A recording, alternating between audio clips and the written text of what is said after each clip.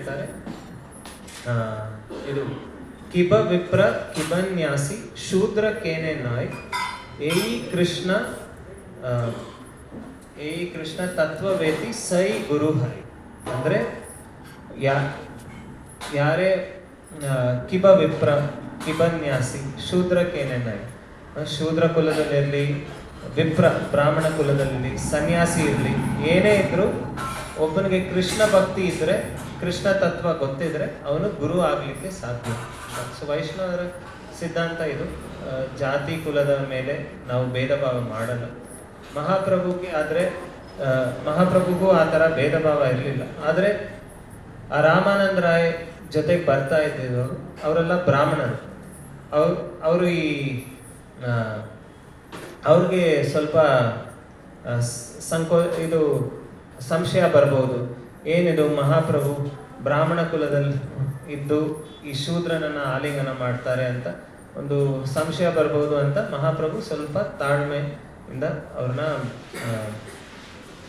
ಅವ್ರ ಪಾಡಿಗೆ ಜಪ ಮಾಡ್ತಾ ಇದ್ರು. ರಾಮಾನಂದ ರಾಯ್ ಸ್ನಾನ ಮುಗಿಸಿದ ನಂತರ ಮಹಾಪ್ರಭುವನ್ನು ನೋಡಿದ್ರು. ಅವರ ಸುಂದರವಾದ ಮುಖ ನೋಡಿ ಅವ್ರನ್ನ ನೋಡಿದ ತಕ್ಷಣ ಅವ್ರಿಗೆ ಗೊತ್ತಾಯಿತು ಇವರು ಮಹಾನ್ ಸನ್ಯಾಸಿ ಅಂತ. ಅವ್ರ ತಕ್ಷಣ ಹೋದರು. ಆಗ ಮಹಾಪ್ರಭು ಅವ್ರನ್ನ ತಪ್ಕೊಳ್ತಾರೆ.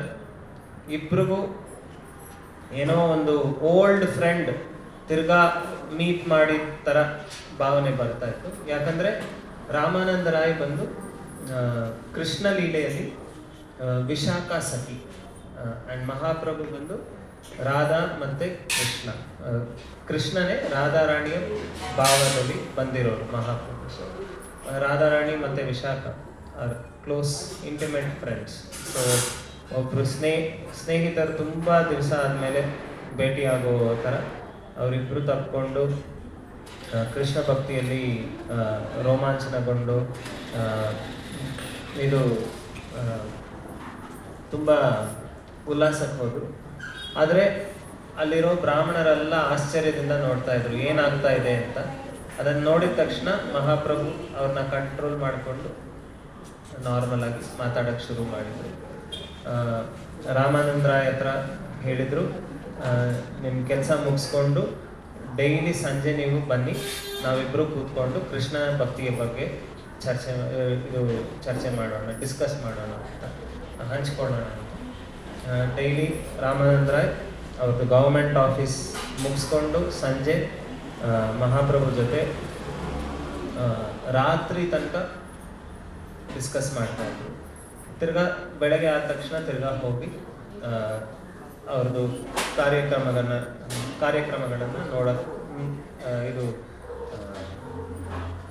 ನೋಡ್ಕೊಳ್ಳೋಕ್ಕೆ ತಿರ್ಗಾ ಆಫೀಸ್ ವರ್ಕ್ಗೆ ಹೋದರು. 10 ದಿನ ಈ ಥರ ಅವರು ಡೈಲಿ ಸಂವಾದ ಮಾಡಿದರು. 10 ದಿನ ಸುಮಾರು. ಅವ್ರದ್ದು ಫಸ್ಟ್ ಸಂವಾದ, ಮೊದಲನೇ ದಿನ ಮಹಾಪ್ರಭು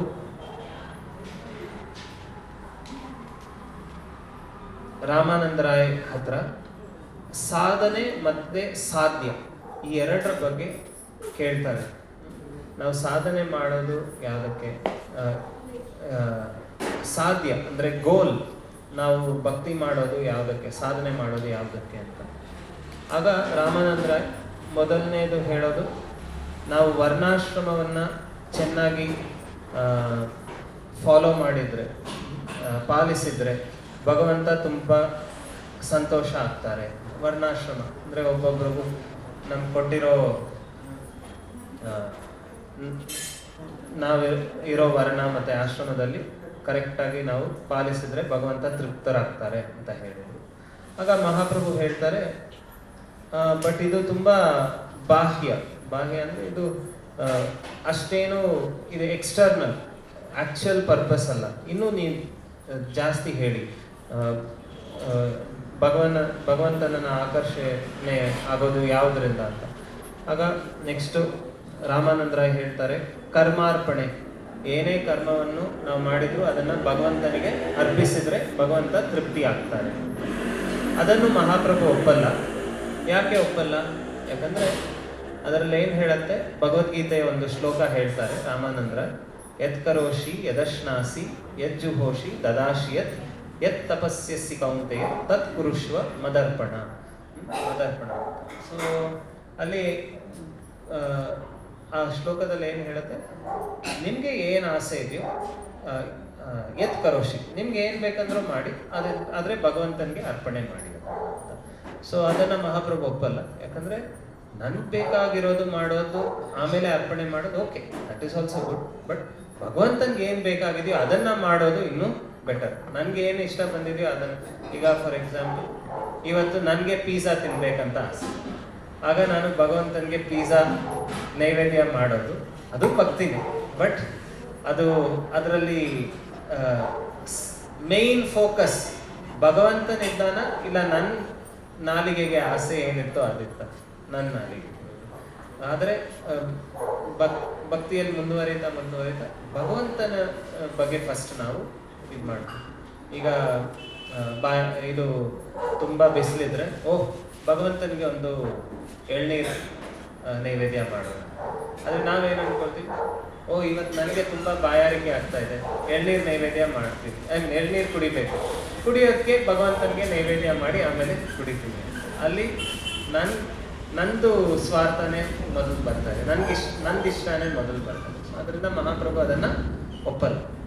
ಆಗ ನೆಕ್ಸ್ಟು ರಾಮಾನಂದ್ರ ಹೇಳ್ತಾರೆ, ನೀವು ಹೇಳೋದು ಸತ್ಯ, ಅದಕ್ಕಿಂತ ಹೆಚ್ಚಿನದು ಸ್ವಧರ್ಮ ತ್ಯಾಗ ಮಾಡೋದು. ಅಂದರೆ ನಂದು ಧರ್ಮ ಏನಿದೆಯೋ ಅದನ್ನು ನಾನು ತ್ಯಾಗ ಮಾಡ್ತೀನಿ. ಯಾಕೆ? ಭಗವಂತ ಹೇಳಿದರೆ ಇದು ಮಾಡಬೇಡ ಅಂತ.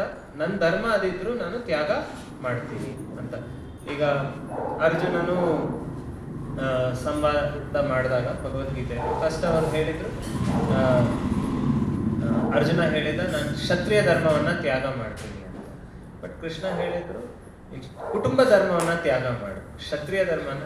ಯಾಕಂದರೆ ನನ್ಗೆ ಗೊತ್ತು ಅದೇ ಎಲ್ಲರಿಗೂ ಇದಾಗತ್ತೆ ಅಂತ. ಆಮೇಲೆ ಲಾಸ್ಟಲ್ಲಿ ಕೃಷ್ಣನೇ ಹೇಳ್ತಾರೆ ಸರ್ವಧರ್ಮಾನ್ ಪರಿತ್ಯಜ್ಯ, ನಿನಗೆ ಗೊತ್ತು ಏನೇನು ಧರ್ಮ ಅನ್ಸುತ್ತೋ ಅದನ್ನೆಲ್ಲ ಬಿಟ್ಟು ನಾನು ಹೇಳೋದನ್ನು ಈ ಆಚರಣೆ ಮಾಡು ಅಂತ. ಸೊ ಅದನ್ನು ಹೇಳ್ತಾರೆ ಮಹಾಪ್ರಭು. ಮತ್ತೆ ಮಹಾಪ್ರಭು ಹೇಳ್ತಾರೆ ಇನ್ನೂ ಸ್ವಲ್ಪ ಜಾಸ್ತಿ ಹೇಳಿ, ಅದಕ್ಕಿಂತ ಜಾಸ್ತಿ ಏನಾದಿದೆಯಾ ಅಂತ. ಸ್ವಧರ್ಮ ತ್ಯಾಗಕ್ಕಿಂತ ಜಾಸ್ತಿ ಇರೋದು. ಆಗ ಅವ್ರು ಹೇಳ್ತಾರೆ ಇದು ರಾಗಾತ್ಮಿಕ ಭಕ್ತಿ ಅಂದರೆ ಸಾಧನೆ ಭಕ್ತಿ. ಅಂದರೆ ನಾವು ಭಕ್ತಿ ಮಾಡ್ತೀವಿ, ಆದರೆ ನಾವು ಭಕ್ತಿ ಮಾಡೋ ಮೇನ್ ಉದ್ದೇಶ ಏನು? ಗುರುವಿನ ಆದೇಶವನ್ನು ಪಾಲಿಸೋದು ಅಂತ.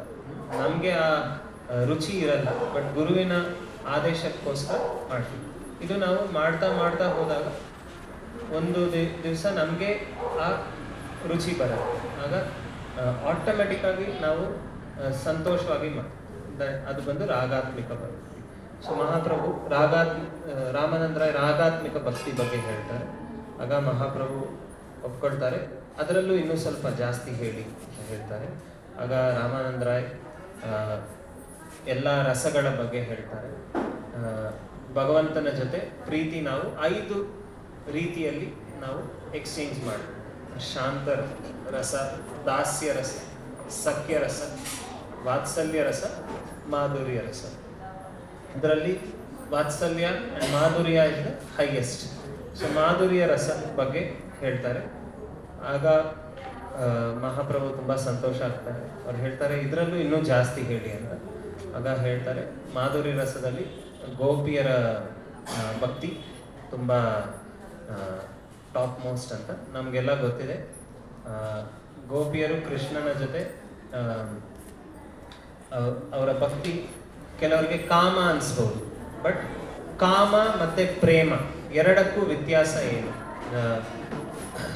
ಚೈತನ್ಯ ಚರಿತಾಮೃತಲ್ಲೇ ಹೇಳುತ್ತೆ, ಆತ್ಮೇಂದ್ರಿಯ ಪ್ರೀತಿವಾಂಚ ತಾರ ಬಲೆ ಕಾಮ್, ಕೃಷ್ಣೇಂದ್ರಿಯ ಪ್ರೀತಿವಾಂಚ ತಾರ ಪ್ರೇಮ ನಾಮ್. ಅಂದರೆ ನಮ್ಮ ಇಂದ್ರಿಯಗಳಿಗೆ ತೃಪ್ತಿ ಆಗಬೇಕು ಅಂತ ಮಾಡೋ ಕರ್ತವ್ಯವನ್ನು ಕಾಮ ಅಂತ ಹೇಳ್ತೀವಿ, ಲಸ್ಟ್ ಅಂತ.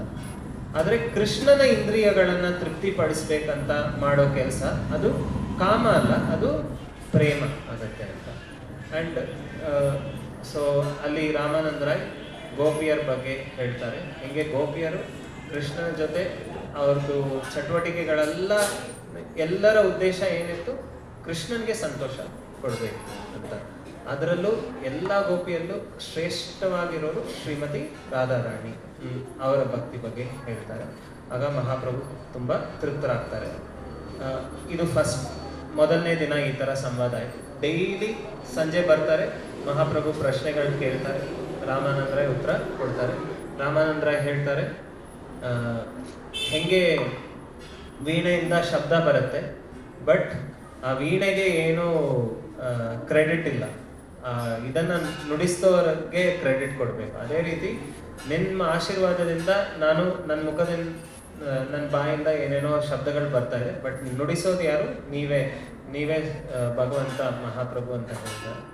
ಆಮೇಲೆ ಅವ್ರು ರಾಮಾನಂದರಾಯ್ ಹತ್ರ ಒಂದಿನ ಕೇಳ್ತಾರೆ ಭಗವಂತ, ಚೈತನ್ಯ ಮಹಾಪ್ರಭು ಕೇಳ್ತಾರೆ, ಜಗತ್ತಿನಲ್ಲೇ ಅತಿ ದೊಡ್ಡ ದುಃಖ ಯಾವುದು ಅಂತ ಕೇಳ್ತಾರೆ. ಆಗ ರಾಮಾನಂದರಾಯ್ ಹೇಳ್ತಾರೆ, ಭಕ್ತರ ಸಂಘ ಇಲ್ಲದೆ ಇದ್ರೆ ಅದೇ ಅತಿ ದೊಡ್ಡ ದುಃಖ ಅಂತ ಹೇಳ್ತಾರೆ. ಆ್ಯಂಡ್ ಒಂದು ದಿನ ರಾಮಾನಂದರಾಯ್ ಹೇಳ್ತಾರೆ, ನೀವು ನಿಮ್ಮ ಸ್ವರೂಪವನ್ನು ಕರೆಕ್ಟಾಗಿ ನನಗೆ ತಿಳಿಸಿ, ಯಾಕಂದರೆ ನೀವು ಮೊದಲನೇ ದಿನ ಬಂದಾಗ ಸನ್ಯಾಸಿ ಥರ ಇದ್ರಿ, ಆದರೆ ನಾನೀಗ ನಿಮ್ಮನ್ನು ದರ್ಶನ ಮಾಡುವಾಗ ನನಗೆ ಕೃಷ್ಣ ಇದು ಫ್ಲೂಟನ್ನು ಇಟ್ಕೊಂಡು ಹಾಗೆ ಕಾಣ್ತಾ ಇದೆ ಅಂತ. ಆಗ ಮಹಾಪ್ರಭು ಅವ್ರಿಗೆ ರಾಧಾ ಮತ್ತು ಕೃಷ್ಣ ಇಬ್ಬರದು ದರ್ಶನ ಕೊಡ್ತಾರೆ. ಆಮೇಲೆ ಮಹಾಪ್ರಭು ಹೇಳ್ತಾರೆ, ನಾನು ರಾಧಾ ಕೃಷ್ಣ ಇಬ್ಬರದು ಕಂಬೈನ್ಡ್ ಅವತಾರ. ನಾನು ಕೃಷ್ಣ, ಬಟ್ ಕಾಂತಿ ಮತ್ತು ಭಾವ ಬಂದು ರಾಧಾರಾಣಿ ಇದು. ಸೊ ಅದಕ್ಕೆ ಹೇಳೋದು ಶ್ರೀಕೃಷ್ಣ ಚೈತನ್ಯ ರಾಧಾ ಕೃಷ್ಣ ನಾಹಿ ಅನ್ಯ. ಕೃಷ್ಣ ರಾಧಾರಾಣಿಯ ಭಾವ ಮತ್ತು ಕಾಂತಿಯನ್ನು ತಗೊಂಡು ಬರ್ತಾರೆ ಅಂತ. ಸೊ ರಾಮಾನಂದರಾಯ್ಗೆ ಹೊರಡೋ ಮುಂಚೆ ಅವರು ಮಹಾಪ್ರಭು ಒಂದು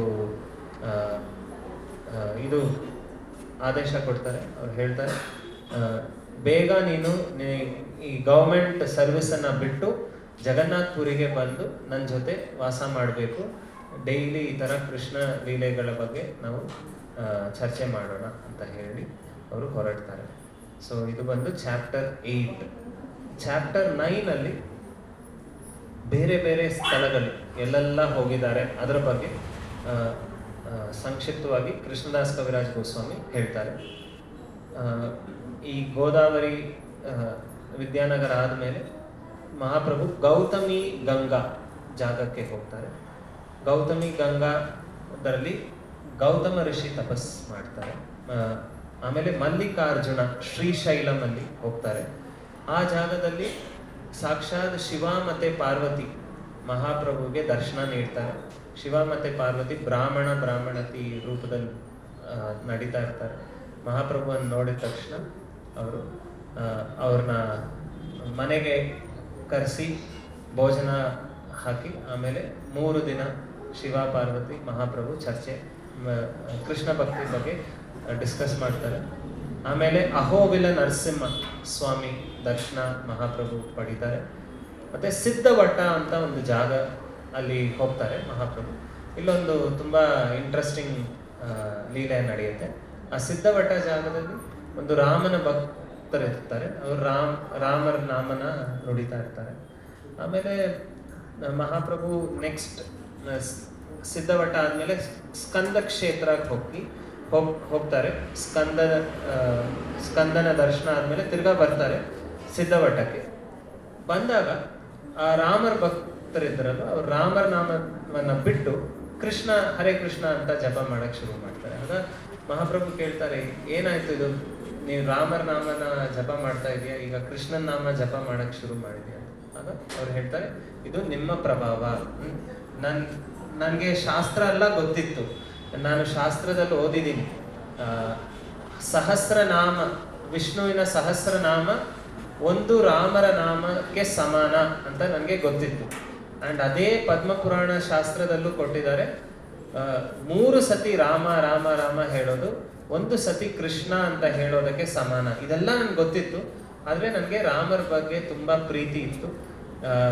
ಅದರಿಂದ ನಾನು ರಾಮರ ನಾಮನ್ನೇ ಹೇಳ್ತಾ ಇದ್ದೆ, ಬಟ್ ನಿಮ್ಮ ದರ್ಶನ ಆದಮೇಲೆ ನನಗೆ ಕೃಷ್ಣನ ನಾಮ ಜಪ ಮಾಡ್ಬೇಕನ್ನಿಸ್ತಾ ಇದೆ ಅಂತ ಹೇಳ್ತಾರೆ. ಆಮೇಲೆ ಒಂದು ಜಾಗಕ್ಕೆ ಹೋಗ್ತಾರೆ, ಬೌದ್ಧ ಸ್ಥಾನ ಅಂತ. ಈ ಬೌದ್ಧ ಸ್ಥಾನ ಇಲ್ಲಿ ಕೃಷ್ಣದಾಸ್ ಕವಿರಾಜ್ ಗೋಸ್ವಾಮಿ ಅವರು ಹೇಳೋದು, ಹೆಂಗೆ ಗಜೇಂದ್ರ ಮೊಸಳೆ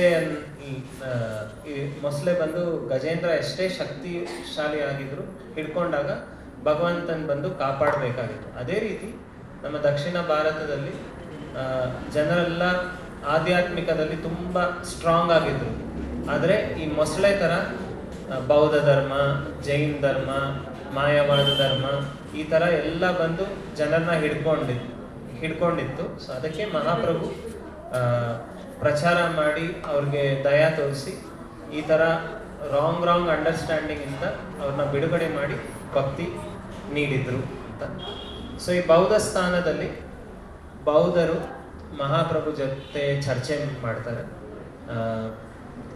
ಅವ್ರು ಹೇಳೋದು ಬೌದ್ಧ ಧರ್ಮನೇ ಹೈಯೆಸ್ಟ್ ಅಂತ ಹೇಳ್ತಾರೆ. ಮಹಾಪ್ರಭು ಅದನ್ನೆಲ್ಲ ಆರ್ಗ್ಯುಮೆಂಟನ್ನು ಡಿಫೀಟ್ ಮಾಡಿ ವೈಷ್ಣವ ಧರ್ಮನೇ ಉತ್ತಮವಾದದ್ದು ಅಂತ ಹೇಳ್ತಾರೆ.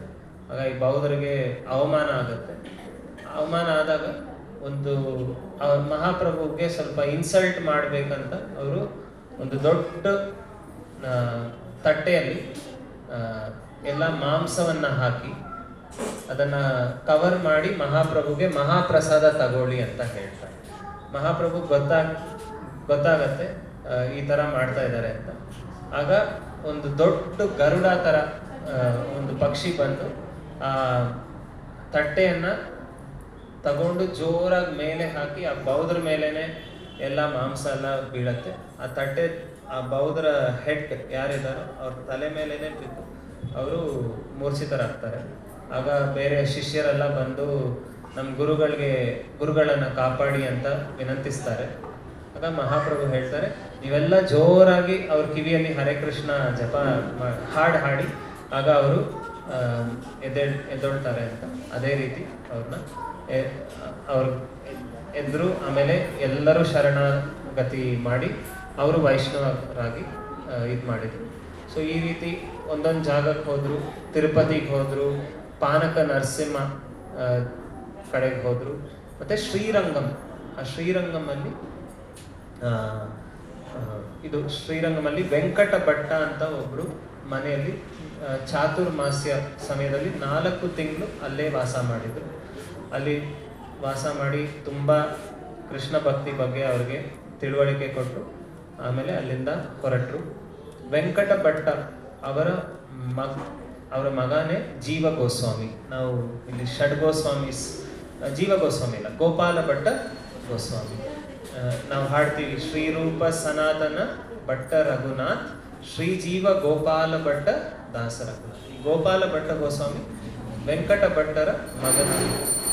ಸೊ ಶ್ರೀರಂಗಮ್ಮ ಆದಮೇಲೆ ಆಮೇಲೆ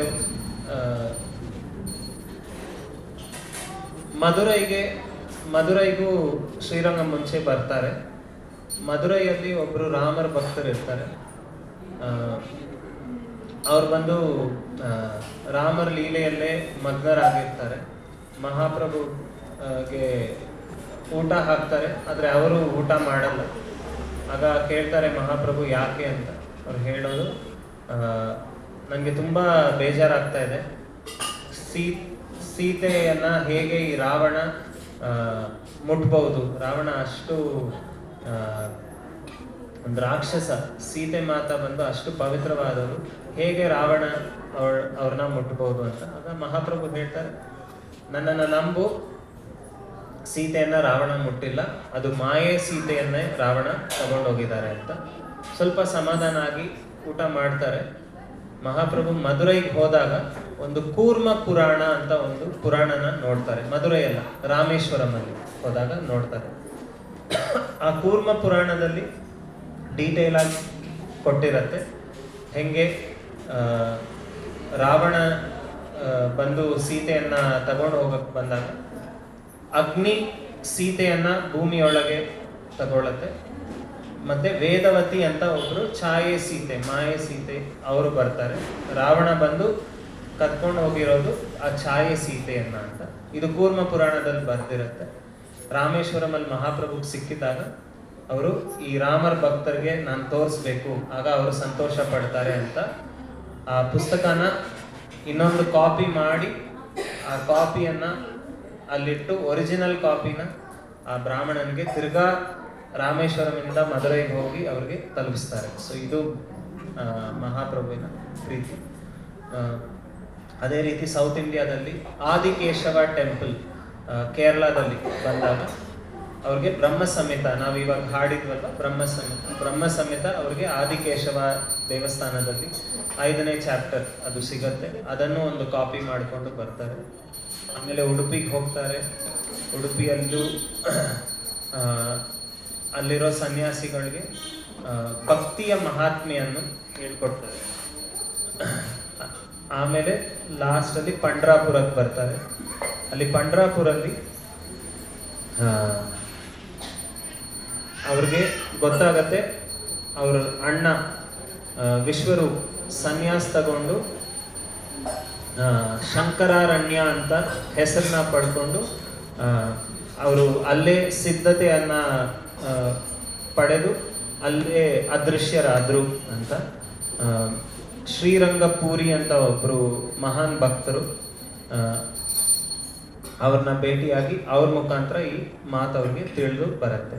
ಸೊ ಪಂಡ್ರಾಪುರದಲ್ಲೂ ವಿಠಲ ದರ್ಶನ ಎಲ್ಲ ಮಾಡಿ ಅಲ್ಲೂ ಅವ್ರಿಗೆ ಒಂದು ಪುಸ್ತಕ ಸಿಗತ್ತೆ, ಕೃಷ್ಣ ಕರ್ಣಾಮೃತ ಅಂತ, ಬಿಲ್ವಾ ಮಂಗಳ್ ಠಾಕೂರ್ ರಚಿಸಿರೋ ಪುಸ್ತಕ. ಇದನ್ನೆಲ್ಲ ತಗೊಂಡು ತಿರ್ಗಾ ಲಾಸ್ಟಲ್ಲಿ ದಂಡಕಾರಣ್ಯ ಫಾರೆಸ್ಟ್ಗೆ ಬರ್ತಾರೆ. ದಂಡಕಾರಣ್ಯ ಫಾರೆಸ್ಟಲ್ಲಿ 7 ಮರ ಇರುತ್ತೆ. ರಾಮ ಲೀಲೆ ಸಮಯದಲ್ಲಿ ಇದು ಸುಗ್ರೀವ ರಾಮನನ್ನ ಪರೀಕ್ಷೆ ಮಾಡ್ತಾರೆ. ನಿನ್ಗೆ ವಾಲಿಯನ್ನ ಕೊಲ್ಲೋ ಸಾಮರ್ಥ್ಯ ಇದೆ ಅಂತ ನನಗೆ ತೋರಿಸು ಅಂತ. ಆಗ ರಾಮ ಬಂದು ಒಂದು ಬಿಲ್ಲನ್ನ ಬಿಡ್ತಾರೆ. 7 ಮರಗಳಲ್ಲಿ ಅದು ಹೋಲ್ ಮಾಡಿ ಅದು ಎಂಟೈರ್ ಭೂಲೋಕ ಎಲ್ಲ ಸುತ್ಕೊಂಡು ವಾಪಸ್ ಅವರು ಇದಕ್ಕೆ ಬರುತ್ತೆ. ಸೊ ಆ ಮರಗಳನ್ನ ಮಹಾಪ್ರಭು ನೋಡ್ತಾರೆ. ನೋಡಿದ ತಕ್ಷಣ ಮಹಾಪ್ರಭುಗೆ ರಾಮಲೀಲೆಯಲ್ಲಿ ಈ ಮರಗಳ ಬಗ್ಗೆ ಜ್ಞಾಪಕ ಬರುತ್ತೆ, ಯಾಕಂದ್ರೆ ಅವರೇ ರಾಮರಾಗಿದ್ರು. ಸೊ ಅವರು ಅದನ್ನೆಲ್ಲ ತಪ್ಕೊಳ್ತಾರೆ. ತಪ್ಪಿದ ತಕ್ಷಣ ಎಲ್ಲ ವೈಕುಂಠಕ್ಕೆ ಜನರ ಮುಂದೆ ವೈಕುಂಠಕ್ಕೆ ಹೋಗುತ್ತೆ. ಸೊ ಆಗ ಎಲ್ಲರಿಗೂ ಗೊತ್ತಾಗತ್ತೆ ಮಹಾಪ್ರಭು ಸಾಕ್ಷಾತ್ ಕೃಷ್ಣ ಅಂತ. ಸೊ ಇದೆಲ್ಲ ಆದಮೇಲೆ ತಿರ್ಗಾ ಮಹಾಪ್ರಭು ವಿದ್ಯಾನಗರ್ಗೆ ಹೋಗಿ ರಾಮಾನಂದ ರಾಯನ ಭೇಟಿ ಮಾಡಿ ಈ ಪುಸ್ತಕಗಳೆಲ್ಲ ಅವ್ರಿಗೆ ತೋರಿಸಿ, ನಾವು ಈ ಬ್ರಹ್ಮ ಸಂಹಿತ ಮತ್ತು ಕೃಷ್ಣ ಕರ್ಣಾಮೃತ ಅದನ್ನೆಲ್ಲ ತೋರಿಸಿ, ಬೇಗ ನಿನ್ನ ಗೌರ್ಮೆಂಟ್ ಆಫೀಸನ್ನು ಬಿಟ್ಟು ನನ್ನ ಜೊತೆ ಬಂದು ಸೇರ್ಕೋ ಅಂತ ವಿನಂತಿ ಮಾಡಿ ತಿರ್ಗಾ ಸೌತ್ ಇಂಡಿಯಾದಿಂದ ತಿರ್ಗಾ ಜಗನ್ನಾಥ್ಪುರಿಗೆ ಬರ್ತಾರೆ. ಇದು ತುಂಬ ಡೀಟೇಲ್ ಆಗಿದೆ. ಈ ಸಮಯದಲ್ಲಿ ನನಗಂತೂ ಪೂರ್ತಿ ವಿವರಣೆ ನೀಡೋಕ್ಕೆ ಆಗ್ತಾ ಇಲ್ಲ. ಸೊ ಈಗ ನಾವು ಕೀರ್ತನೆ ಎಲ್ಲ ಮಾಡಬೇಕಾಗತ್ತೆ, ಹೊರಗೆ ಡ್ರಾಮಾ ಬೇರೆ ಇದೆ. ಸೊ ದಯವಿಟ್ಟು ಕ್ಷಮಿಸಿ, ನಂದು ಏನಾದರೂ ಕೊರತೆ ಇದ್ದರೆ ಎಕ್ಸ್ಪ್ಲನೇಷನಲ್ಲಿ. ಹರೇ ಕೃಷ್ಣ ಕೃಷ್ಣ ಕೃಷ್ಣ ಹರೇ ಹರೇ, ಹರೇ ರಾಮ ರಾಮ ರಾಮ ಹರೇ ಹರೇ. ಶ್ರೀ ಚೈತನ್ಯ ಮಹಾಪ್ರಭು ಕಿ ಜಯ, ಶ್ರೀಲ ಪ್ರಭುಪಾದ ಕಿ ಜಯ, ಅನಂತ ಕೋಟಿ ವೈಷ್ಣವ. ಹರೇ ಕೃಷ್ಣ. ಹರೇ ಕೃಷ್ಣ. ಇವತ್ತು ಪೂಜ್ಯರಾದಂತಹ ಹರಿದೇವ್ ಕೃಷ್ಣದಾಸ್ ಪ್ರಭುಗಳು ಅವರ ತುಂಬ ಬ್ಯುಸಿ ಶೆಡ್ಯೂಲ್ ಇದ್ದರು. ನಾವು ಹಿಂದೆನೇ ಹೇಳಿದ್ದೆ, ಅವರು ಒಂದು ದೊಡ್ಡ ಕೋಚಿಂಗ್ ಸೆಂಟರ್ನ ಓನ್ ಮಾಡ್ತಾರೆ, ಅದೆಲ್ಲ ಅವ್ರು ನೋಡ್ಕೊಳ್ಬೇಕು ಅಂತ. ಅಷ್ಟೆಲ್ಲ ಇದ್ದರೂ ಸಹ ನಮಗೋಸ್ಕರ ಬಂದಿದ್ದಾರೆ. ಅವರು ಇಂಗ್ಲೀಷ್ನಲ್ಲಿ ಮಾತಾಡಬೇಕಾದ್ರೆ ತುಂಬ ನಿರರ್ಗಳವಾಗಿ ಚೆನ್ನಾಗಿ ಮಾತನಾಡ್ತಾರೆ. ಕನ್ನಡದಲ್ಲೂ ಅಷ್ಟೇ ಸುಶ್ರಾವ್ಯವಾಗಿ ಮಾತನಾಡಿದ್ದಾರೆ, ಎಲ್ಲರಿಗೆ ಅರ್ಥವಾಗುವಂತೆ. ನಿಮಗೆ ಕೆಲವ್ರಿಗೆ ಅರ್ಥ ಆಗಿದೆ ಅನಿಸುತ್ತೆ. ಅಂದರೆ ಪ್ರಭುಗಳು ಮಾತಾಡೋದ್ರಲ್ಲ ಅದೆಷ್ಟು ವಿನಮ್ರತೆಯಿಂದ ಮನ ಮುಟ್ಟುವಂಥ, ಕೆಲವೊಮ್ಮೆ ಅದೆಷ್ಟೇ ವರ್ಣರಂಜಿತವಾಗಿ ಮಾತಾಡಿದ್ರು ಮನ ಮುಟ್ಟಲ್ಲ ಪ್ರಭು. ಆದರೆ ನಿಮ್ಮ ಸರಳವಾದ ಮಾತುಗಳು ಎಲ್ಲರಿಗೆ ಮನ ಮುಟ್ಟಿದೆ, ಅವರಿಗೆ ಬದಲಾವಣೆ ಆಗುತ್ತೆ ಅವ್ರ ಜೀವನದಲ್ಲಿ ಅಂತ ನನಗೆ ಅನ್ನಿಸ್ತಿದೆ. ಆದ್ದರಿಂದ ನಿಮ್ಮ ಈ ಒಂದು ಪ್ರವಚನಕ್ಕೆ ನಾವೆಲ್ಲರೂ ಕೃತಜ್ಞತೆಗಳನ್ನು ಹರೇ ಕೃಷ್ಣ ಮಹಾಮಂತ್ರ ಹೇಳೋದ್ರ ಮುಖಾಂತರ ಅರ್ಪಣೆ ಮಾಡ್ತೀನಿ. ಹರೇ ಕೃಷ್ಣ ಹರೇ ಕೃಷ್ಣ ಕೃಷ್ಣ ಕೃಷ್ಣ ಹರೇ ಹರೇ, ಹರೇ ರಾಮ ರಾಮ ರಾಮ ಹರೇ. ಈಗ ಡ್ರಾಮಾ